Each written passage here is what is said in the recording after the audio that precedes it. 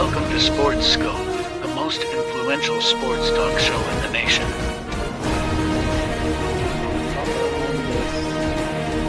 What is today, the 19th? Stay tuned for updates and great sports content. Hello, everybody. Welcome to the Real Sports Scope. I'm your host, Robert Butler, on this 11/11 day. Happy Veterans Day.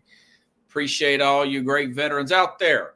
A lot of worked with a lot of good veterans and current military personnel over the years. Got some good guys. Shout out to Dylan Jones here.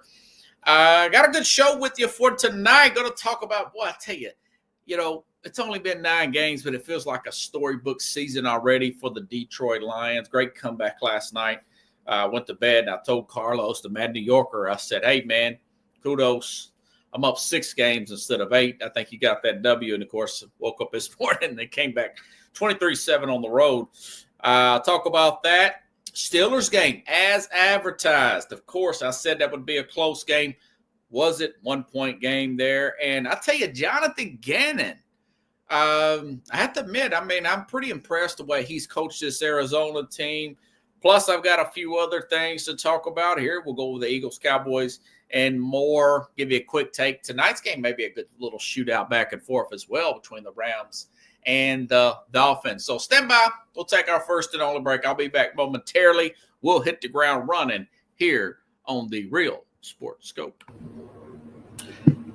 Hello, Sports Scope followers. The program has seen tremendous growth since going 5 days a week. I just wanted to thank everybody for your cash contributions and sharing the program with friends and families. Just a reminder, if you want to contribute to the program, go to the Cash App, the cash sign, and Sports Scope. There are other ways to contribute to the program listed at the bottom of the screen. If you want to advertise on the program, go to sports, that is sports with an S, another S, scope, SKOPE, at gmail.com, just like it's listed at the bottom of the screen. Thank you and enjoy the program. I'm Mac, CEO of National Streaming Sports and host of the Mac and Jack Sports Show. You're watching the sharp-dressed man and the big story breaker, Robert Butler, on Sports Scope, Monday through Friday at 8 p.m. Eastern on National Streaming Sports. Introducing National Streaming Sports, live and on-demand sports talk programming that you can access 24/7. For the premier sports talk experience, tap into our Roku channel. Start your mornings with Mac and Jack covering all the weekend sports action.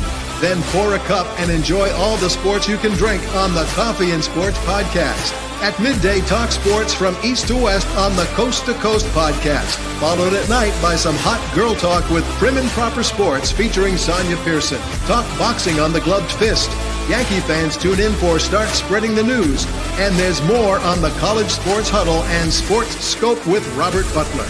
There are 20 podcasts in all and 70 weekly shows giving us a 3.4-star viewer rating. To find us on Roku TV, search for National Streaming Sports on the Roku search bar. Click on the logo and you're in. National Streaming Sports, live and on-demand sports talk for... National Streaming Sports is brought to you in part by BetUs.com, designed for true fans.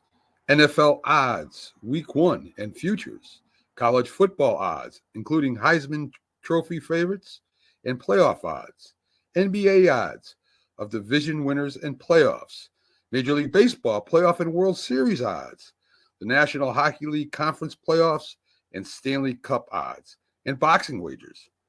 Betting opportunities include versus the spreads and outright winners, also during the game. Use our link on our website, nessp.info, the Bet Us Opportunities webpage, for a 125% bonus on your first 3 deposits.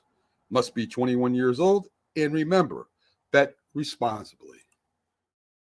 All righty then. And a quick announcement, folks, before I forget. Rich Ferris will be on tomorrow, 30 minutes past the hour. Rich Ferris will be on tomorrow. We'll be talking about the Tennessee Titans. They're drafting currently third right now. Depends on how the season plays out. I mean, we still got a few games left here. Quite a few left. We're just right over the midseason point, actually. Ask him what does he think about all their trades and whatnot. We'll go over the division and everything, and I'll get his opinions on that.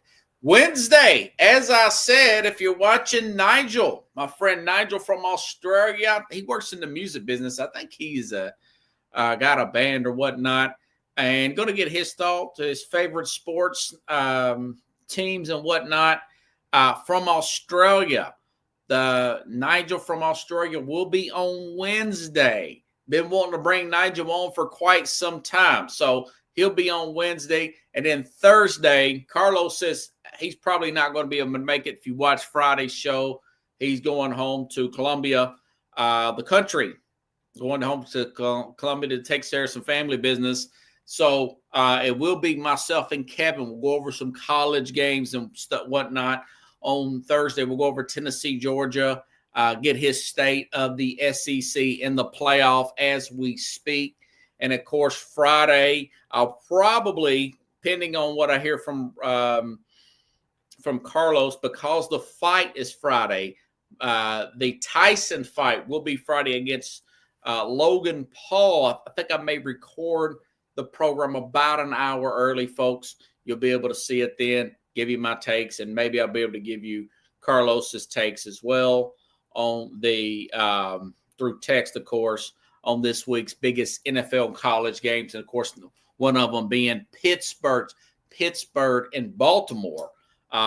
Big game. Winner will be in first place in the AFC North. And, of course, the college game, Tennessee, Georgia, that's going to be a big one on that front. So those are the announcements here. All right. As far as tonight, I mean, Tyreek Hill will be playing. He will be playing for the Miami Dolphins. But I do like the fact that the Rams are home. Listen, Miami had to fly all the way up to Buffalo. They played a game in Buffalo, fly back to Miami. Then they had to fly across the country and play this Monday night game at the Rams. I do like the Rams. Looks like Puka Nacua and Cooper Kupp both are going to play there for this Rams team. Could be an interesting, somewhat high-scoring game here because they do have a vulnerable secondary, that Rams team. But I do like the Rams to pull this one off. 27-20, get the home win. Be a fun game. Rams get the home win, and they stay in play in the NFC West, and Buffalo will continue to separate themselves at 8-2 in the AFC East, which they played the Chiefs this weekend. That's going to be a huge game, but we'll talk about that later. Okay. All right, let's go to what I teased. The Lions, folks. The Lions, no left tackle. I mentioned that on Friday's program. Taylor Decker's out last night against Houston. But Houston's best pass rusher, Will Anderson, was out as well. Went out on the limb, took Detroit Lions to get the road win. I was right, but you could tell Jared Goff, 5 interceptions, worst game of the season for him. This guy had been going 1 and 2 incompletions for the entire game. He had played flawless up to this point. You can tell he was rushing it a little bit last night. Gave up on this team at halftime. It was 23-7 on the road. No left tackle. Goff turning the rock over, and they come back 23-7 and win this game. And I tell you, 2 big interceptions. Carlos was sending me text messages last night. I didn't get them to this morning. I went to bed about halftime. I was pretty tired, and I could not believe the fact that they came back here. Carlton Davis, though, very good offseason signing for – I mentioned this back in March. People thought I was crazy. I said, this team's going to go to the Super Bowl. I really like the fact that they picked up DJ Ritter, defensive lineman, and, of course, Cincinnati's desperately missing him. And, of course, they added Carlton Davis to that secondary, which was the most vulnerable part. You could tell you can't run on this Detroit team. I know they got a touchdown from their running back. That Houston team, they did get a touchdown from Joe Mixon, but they could not line up and run. This team really held their own in the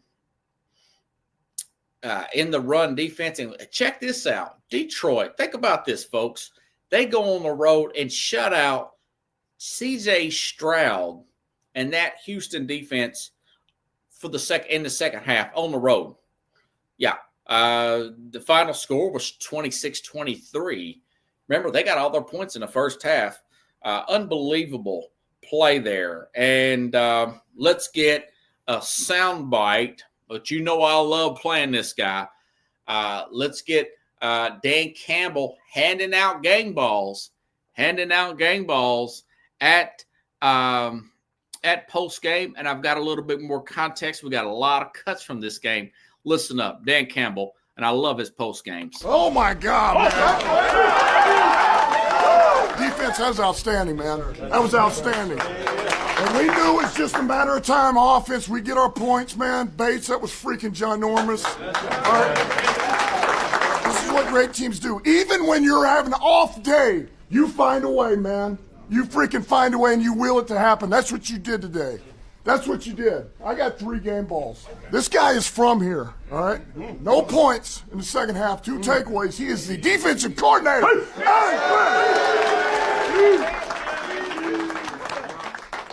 I love this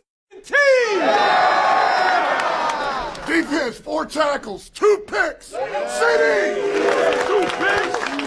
I just want to say one thing, man. I swear to God, every game I'm coming out here and giving y'all my best, man. Like, I don't give a what's going on. Whether we down or we up, y'all got me. Y'all got me. Last but not least, 2 field goals, one of them 58 yards, the other one a game winner, 52 yards, 2 extra points. Mr. Bates! Hey, good win. Shout out my boys, Jack and Hogan, man. I love you guys, and man, I'm just so happy to be a part of that operation. Love you guys. Break it down, man. If that ain't a lesson, it ain't over till it's over. That's what it is, boys. Way to fight all day. We're different. We're different than all 31 in this league, all right? Way to go. Win on 3. 1, 2, 3. Win! Okay, great stuff there. And you know, it's even interesting more with this Jake Bates here. 58-yard field goal at his hometown, okay? And the story about this guy, a diamond in a rough, you know, Mike Tirico from NBC told this story last night in the game. I went on and cross-referenced it, got a little bit more detail. He was selling bricks. He was a brick salesman this time last year in the Houston area. He played with the UFFL, kind of bounced around a little bit. Remember Michael Bagley, and I talked about this when I was leery about. I was starting to get a little nervous about my preseason pick of this Lions team getting to the Super Bowl. Michael Bagley got a leg injury, season ending. I said, well, maybe they'll be able to find under the kicker on the wire. They got a guy, strong 58-yarder, then a 52-yarder game winner to beat this Houston team on the road. Guy basically leaned on his faith. I know there was a lot of cursing in that, and I apologize, but they did bleep it out. Thank you, Detroit Lions, for bleeping that out. I got that off their TikTok, which they share with everybody, so I don't think they're going to give me any issues here. Here is, and I know my mom who watches the program, she can appreciate this. Jake Bates, after the game, that was the post game. But here is him after the game talking to the NBC reporter. And just recently you were a brick salesman. You thought you were out of football. So what does this mean to you to come back and do this in your hometown area? Yeah, I mean, I think it just shows, you know, how good the Lord is. He's so faithful. And, man, my story is, if anything, I just hope people can see Jesus through my story. And, I mean, that's what I think I'm here to do is not make or miss or be a good kicker or a bad kicker, but spread the love of Jesus. So, you know, hopefully I'm able to do that on the stage I'm given. Awesome. Leaning on his faith. That's a great story, you know, about just hanging in there, getting it done, not giving up on your dream. And now, hey, listen, he's got a shot to kick this team all the way in to the Super Bowl. There, of course, let's not get too far ahead of ourselves. Still got to win the NFC North. He's still got the Vikings and the Packers right on their heels, only a game and a half, 2 games ahead of those two teams. Now it seems like the Bears are kind of falling off here. But here's another clip here, post-game press conference. Dan Campbell talking about Bates here. Thursday at the end of practice, we did an end-of-game situation live, offense versus defense, and we were at the minus 46 seconds left, 1 timeout for the win.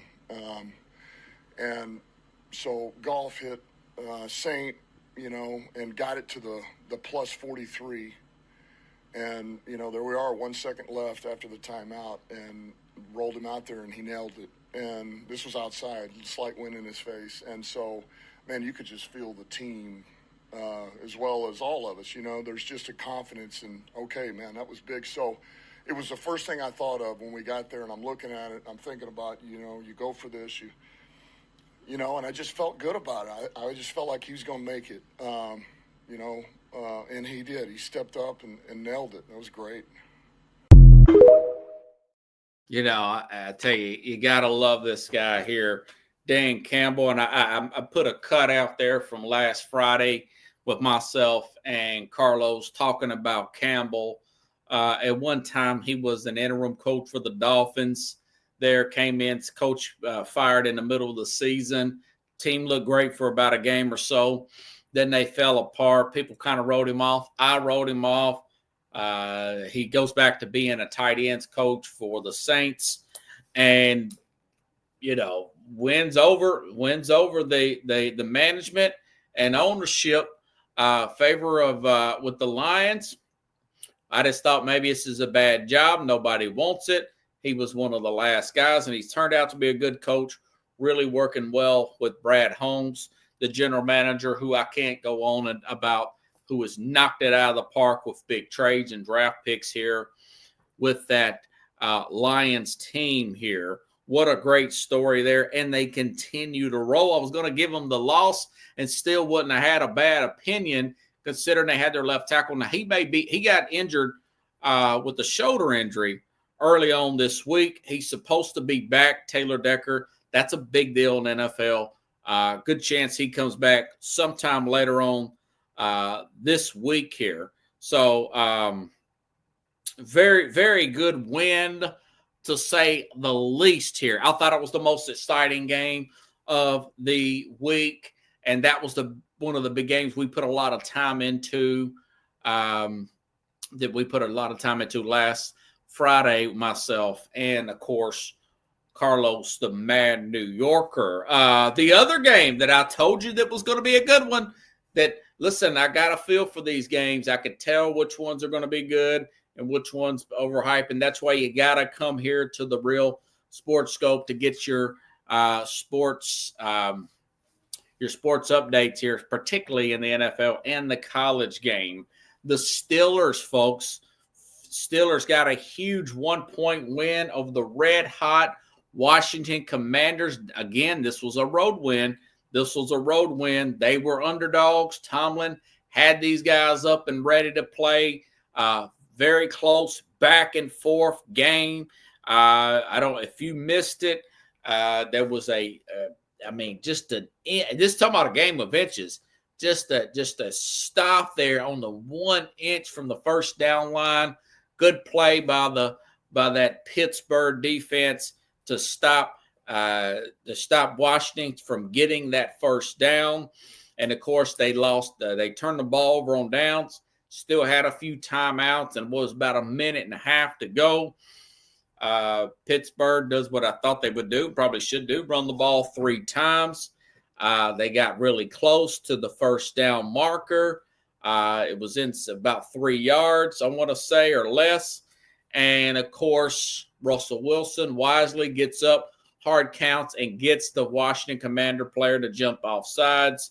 And, of course, that basically ended the game. A reporter asked Mike Tomlin, would have went for it?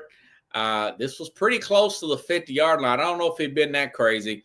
Would you have went for this thing if You didn't get that offsides penalty. Got a soundbite on that one too, if I can find it. There we go. Assume you weren't going to go for it there on fourth down. You tried to draw. We'll never know, will we? You know I'm a degenerate. Other words, he says I'm a little bit of a gambler.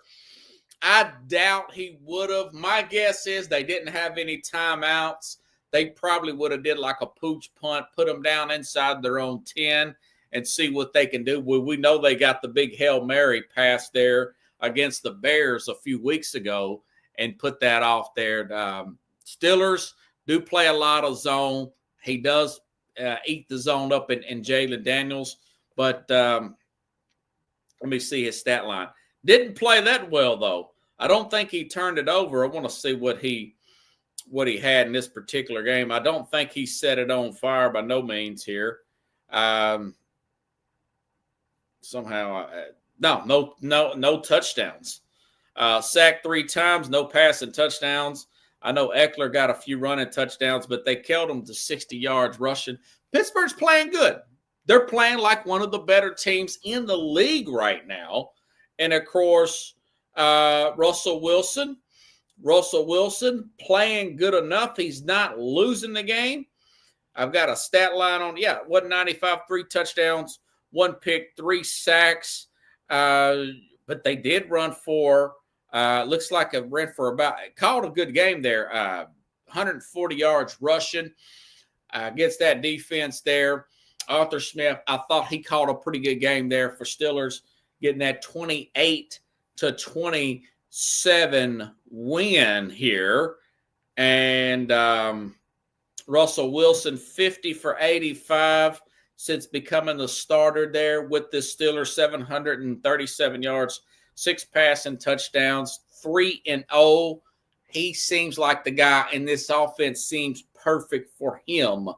I was real high on the Steelers getting Preston Smith there and getting him at the trade deadline. And, of course, they added Mike Williams. Mike Williams got a big catch in this game. So good win there. Good win for the Steelers. Mike Tomlin also asked about the similarities between Jaden Daniels and Lamar Jackson. And, of course, Mike, he shut that down real quick and said, hey, man, be real slow comparing people to Lamar Jackson. He's a 2-time MVP. That's Mr. Jackson. That's what Tomlin said. You know, he wanted to walk gingerly on that. He didn't want to give any bulletin board material for that Raven team who they got to play at home on Sunday. This is going to be a big weekend for the NFL this weekend. Steelers, to me, it's the biggest game. But I know Buffalo and Kansas City is going to be a big one. But I think this is going to be one of the biggest games of the entire weekend. Baltimore at Pittsburgh. He didn't want to give them any bulletin board material. But I tell you what, he will have some himself. They're actually underdogs with the better record. That Steeler team, they are underdogs at home against that Raven team. And I'll tell you, Mike Tomlin is going to play that up all week long in the locker room. Don't like him as a favorite, but I like this group that Pittsburgh has as an underdog. I get a sense, like Ralph Williams said on this program, that Tomlin's going to retire after 3 years. He's going to play a little bit. He's going to coach more aggressive.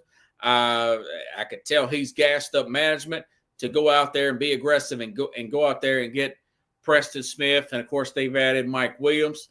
You don't normally see that. Ralph, from a Steelers team. And I gave you a shout-out, and I didn't even know you was watching, Ralph. Of course, Ralph says Mason's stinking up the joint. The Steelers win 24-14 over the Ravens. Yeah, I actually I don't know if you were listening to second ago, Ralph, but I do think the Steelers will play that up all week long. I know it's just Monday, but I'm already hyped up about that because I feel like they haven't got enough respect because they do match up really well. They match up really well against that Baltimore Raven team there, Ralph. And I do think that that was a big win. I thought it was the best game between that one and the Detroit game, them playing Washington this week. I do think that Wilson has fit in perfect in Arthur Smith's system, and I'm curious to see how they match up. I think they're going to play well. Early on, I'm leaning Pittsburgh's going to beat these guys. And plus, check this out. Here's another tidbit, and I said this about the two teams that played last Thursday.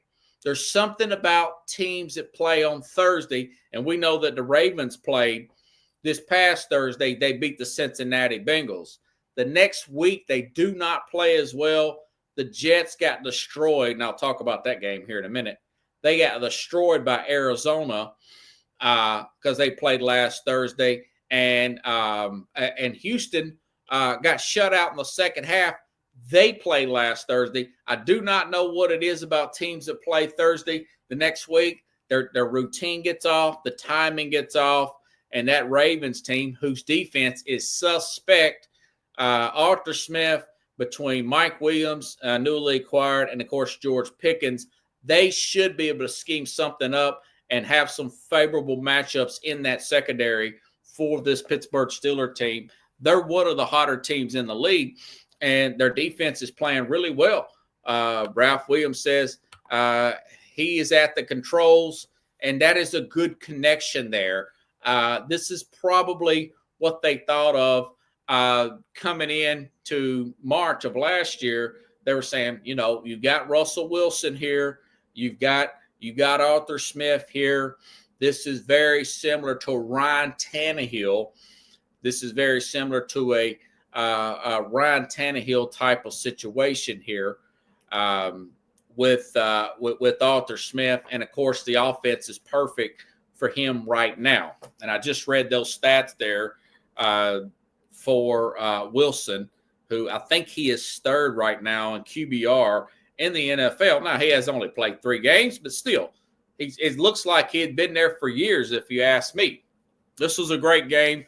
Good hard call there. I don't think, and Ralph, I don't know if you just tuned in, Mike Tomlin says you never know if he would have went for it on that 4th down, 4th and short. I think he would have punted if they wouldn't got Washington to jump off sides because they didn't have any timeouts. I think he would have punted that ball and put it on his defense to go out there and get after Jalen Daniels. So this sets up a big game next week. I said all that to say it's going to be a great game, and I can't wait to see it.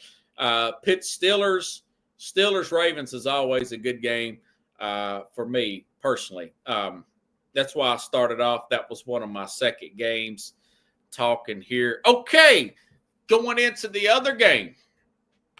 Yeah, Ralph says it would have punted for the audience. Because if he misses it, you're pretty much at the 50-yard line. And guys like me and Ralph, we would have gave Mike Tomlin, the Steelers, all they could handle. I would have been calling them everything but a good coach there. Okay, we would have pounded him for that. And the Steeler Nation would have as well. Local radios, the national scene would have done that. Okay, as I mentioned about those Thursday games, 31-6, Arizona beats the Jets. The Jets look like a virtual no-show. I do not. Aaron Rodgers looked like he was forcing the ball. Let me show you something, guys. And I should have talked about the winners first, and I did want to say that. But since I already mentioned the fact that teams that play Thursday look a little sluggish, they look a little sluggish the next week, in my opinion. I mean, Rodgers, listen to this. Devontae Adams, Garrett Wilson, 6 targets. Breece Hall, 4 targets. Devontae Adams, 13 targets, only caught 6 for 31. I mean, just a total no-show there. Rodgers looked total out of sorts there against this Arizona team.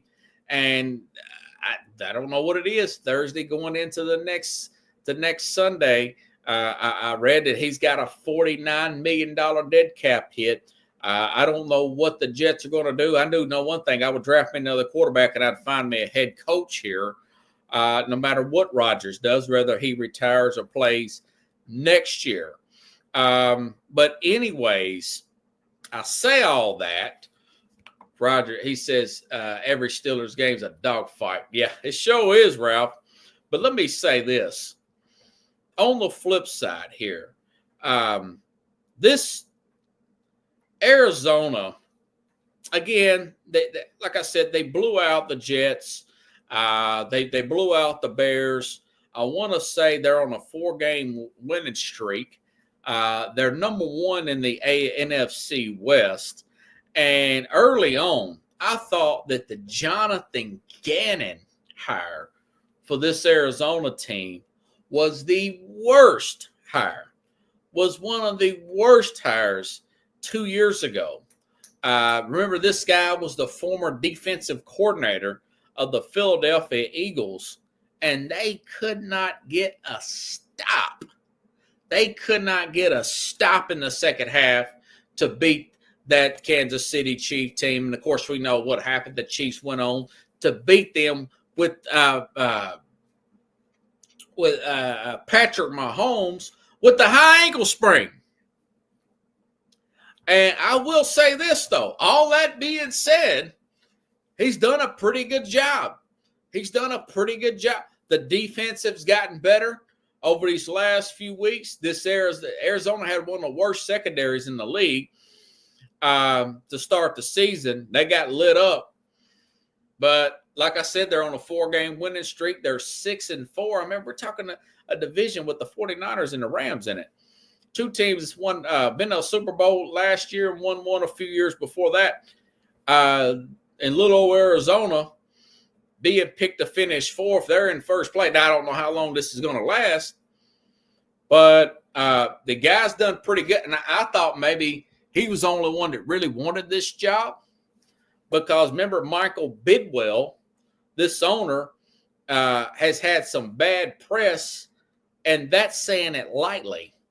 I've watched their, the in-season Hard Knocks guy. Looks like he's got Cliff Kingsbury was there.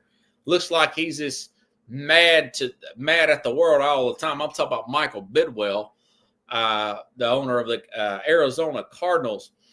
I read this. This was off of a report here that the Cardinals' workplace culture under Bidwell came under scrutiny after former Vice President Personnel Terry McDonald filed an arbitration complaint in April, and since then, more than a dozen current and former Cardinals employees have described a workplace they found abusive and intimidating. That was not this past November, but last November of last year. That was in the Bleacher Report. A toxic work culture. So I figured Jonathan Gannon was just a hire because nobody else wanted to work for the guy. And maybe that too can be true. But, you look at Kyler Murray, 12 touchdowns, 3 interceptions, 108 quarterback rating, and he's also ran in 4 touchdowns. They're just a pleasant surprise. I mean, Arizona, it was the last team I'd be talking about that's going to be in first place and possibly got a shot at the playoffs. Murray's staying out of harm's way. He's getting rid of the football. Just didn't see that happening, man. I really did.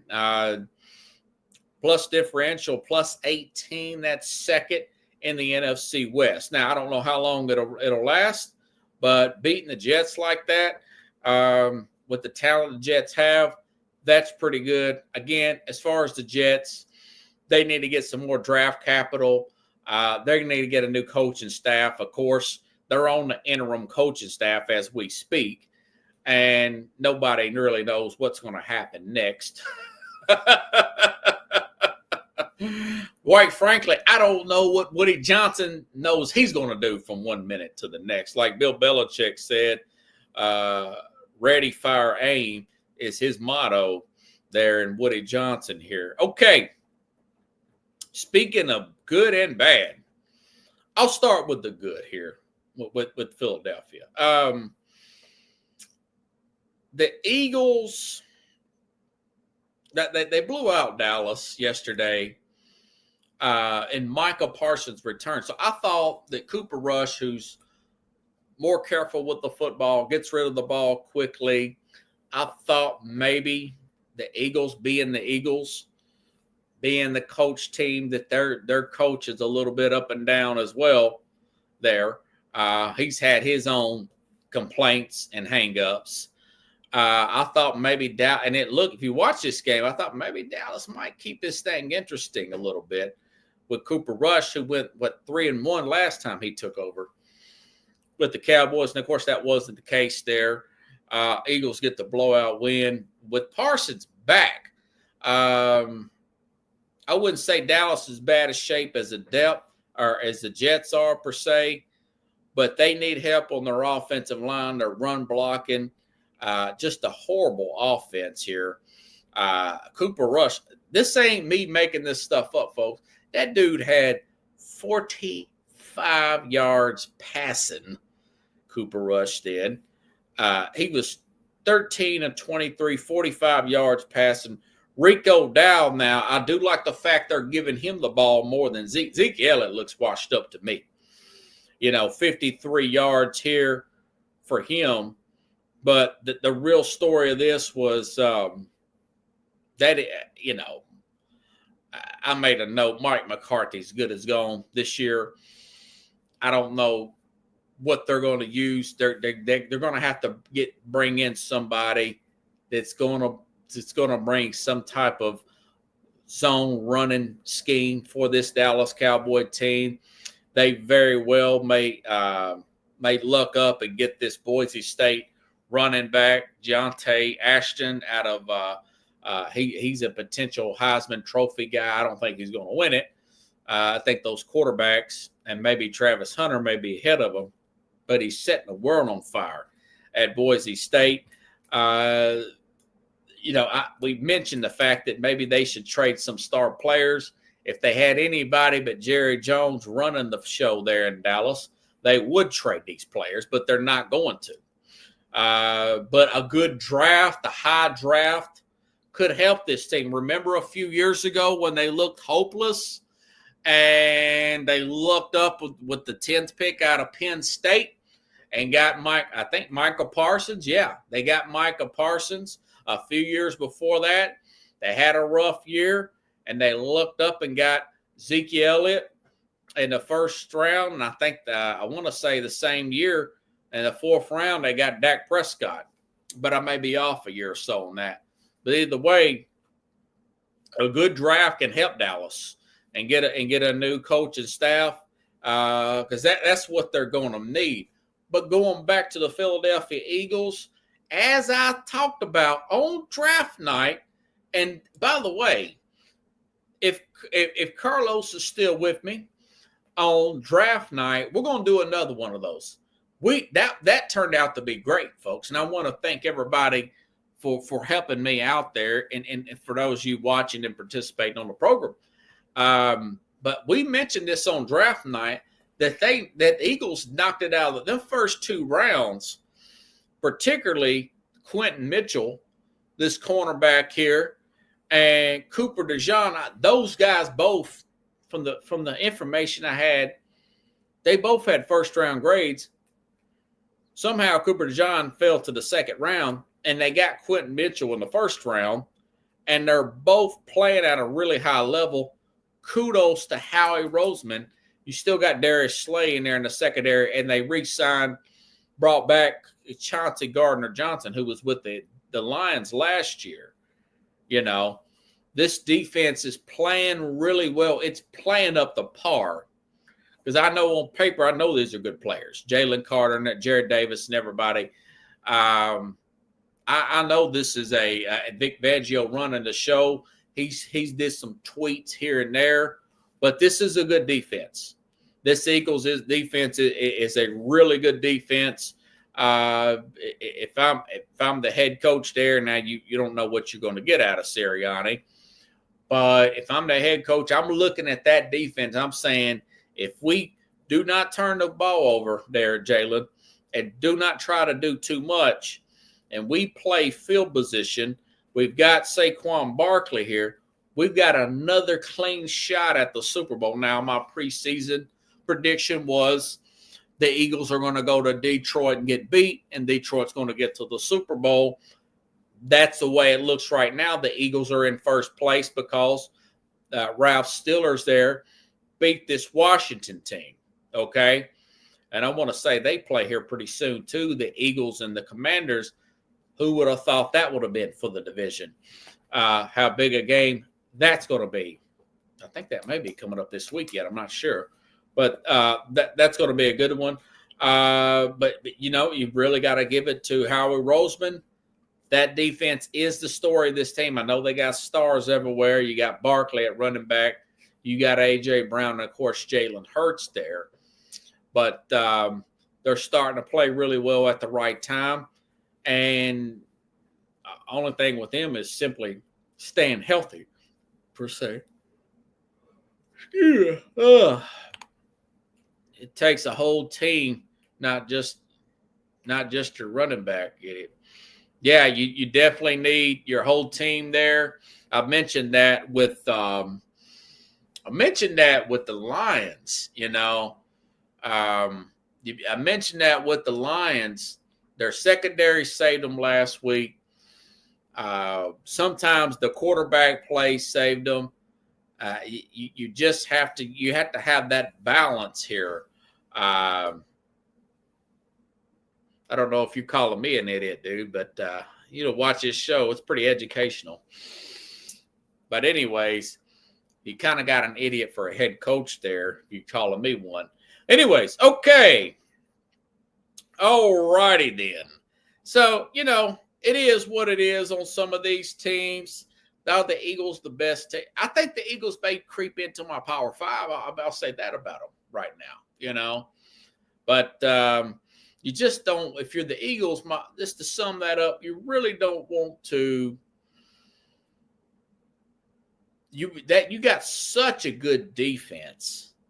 You got such a good a defense there. You simply don't want to take too many chances and keep them in harm's way. You want to play field position when you got a defense that's clicking like theirs is right now, was my whole point here.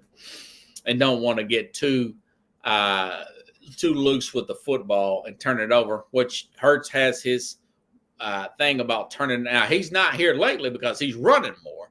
Long as he's running and keep himself out of harm's way, that's fine.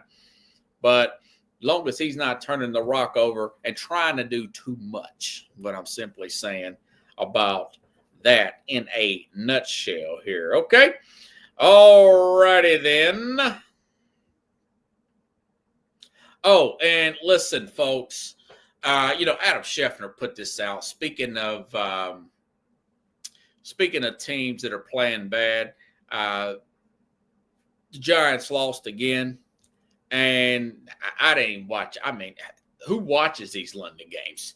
You're lucky to get 5 minutes in there because they're 8 o'clock at 8:30 in the morning. If you're on Central Time, 9:30 in the morning. If you're on Eastern, 6:30 in the morning. If you're on the West Coast, we went out Saturday night. Who's watching these games? But the Giants did get beat by the Carolina Panthers. And Adam Scheffner put out an interesting post here on the X app. He says the Giants are 3-13 in Jones' last 16 starts. And if he were to get injured and couldn't pass a physical by March, he'd be owed $23 million fully guaranteed. Then he mentioned that Drew Lock is currently their backup. He said that because the Lions – or because now this thing's been updated. It looks like that the Giants got the number 2 pick in the NFL draft. They had the number 1 pick, but since it's been updated, the Jaguars got the number 1 pick, and that's another. That Doug Peterson, that dude is going to be. I know he's going to get fired. I mean. Of course, they lost to Minnesota. Minnesota was favored. But you can't have that much talent. It's just not that many injuries down in Jacksonville for them to be playing that bad.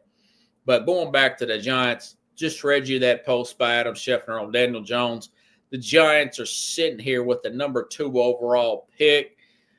Whether it be a Cam Ward or a Cam Ward out of Miami or a Schroeder Sanders with this Colorado team, it's almost inedible that they're going to go ahead and get another quarterback here.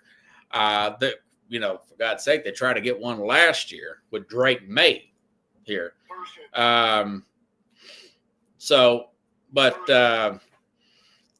an interesting take there.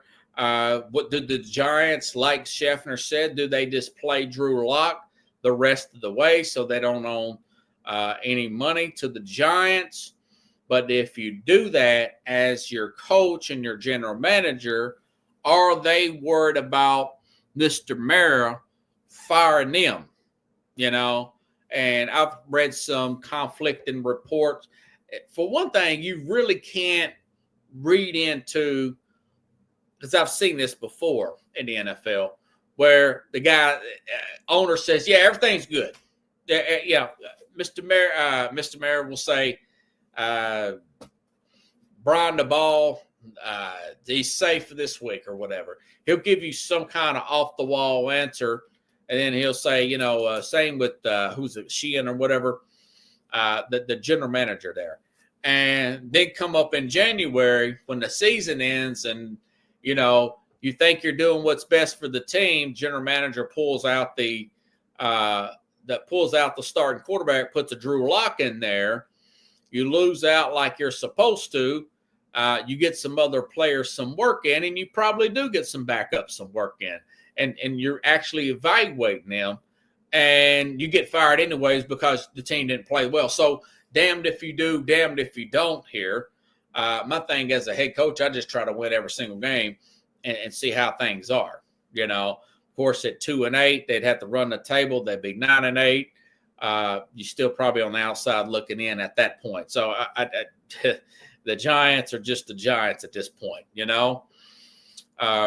Plus, they lost their left tackle here a few weeks ago, and they've been right ever since. But they're definitely wanting to make that next step and move on, in my opinion. It's just a matter of time.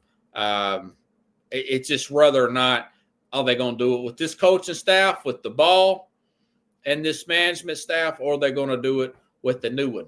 And nobody knows. Nobody knows. So that, like I mentioned before, that was kind of a blessing and a curse at the same time when the Giants won that playoff game a few years ago against that bad Minnesota Vikings defense, and they end up giving Daniel Jones an extension. So also some news and notes here. The Bills. The Bills quietly get this road win against the Colts. Nobody really thought nothing about it. Colts got a bad defense. That's in the bad division. And, NFL and Fox put this stat out. The Bills are 8-2 record. This is the best start through 10 games since 1993. And if you recall 90, 91, 92, 93, that's the 3 years they made it to the Super Bowl. Matt Milano, folks, he's opened up his 21-day window to come back. Now, from what I read, he's not going to be back this week. They got to play the Chiefs this week. Right now, I don't know if I like them in that game. I still don't know if I like them. Don't know if Ed Oliver and the rest of that run defense can step up. I wish they would have added another piece. I like the fact that Steelers did, and that, of course, they got the win this week. I wish they would have added another defensive piece, been aggressive, because they do got a good running game up there in Buffalo. That was addition by subtraction for them getting rid of Stephon Diggs. I like the fact that Ray Davis is playing well. And, of course, James Cook, lead running back, he's playing well. You're turning into a run team. Sacks are way down on Josh Allen. I do fear that a team like a Kansas City probably has a little too much for them this week. Now, they play up in Buffalo this week. Kansas City squeaked by Denver, as I predicted. I was that far away. I was an inch away from picking Denver with the upset, but I looked at that Spagnato defense and I thought, Bo Nix there. I don't know, rookie against that Steve Spagnato defense. I'm not so sure about that. And, of course, they squeaked by and got the W. This game coming up, I'll have to study the injury reports of Kansas City. Like I said, Kansas City at 9-0 now? Best record in the whole league. I mentioned this before. I'm sure Andy Reid would like to see this team get a loss. He's not going to say it publicly, so he can have something to teach the guys and build upon. It would be better for them to lose now than to lose in the Super Bowl, per se. You know, this would be one of those games with the ideal. Offensively, I don't know if Buffalo's really played up to it yet.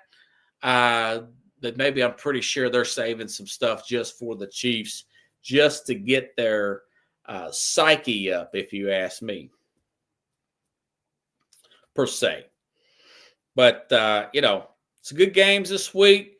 Again, you teams that are playing bad right now, if you're fans of these teams, what I would say is, yeah, you could go wager on other teams and whatnot.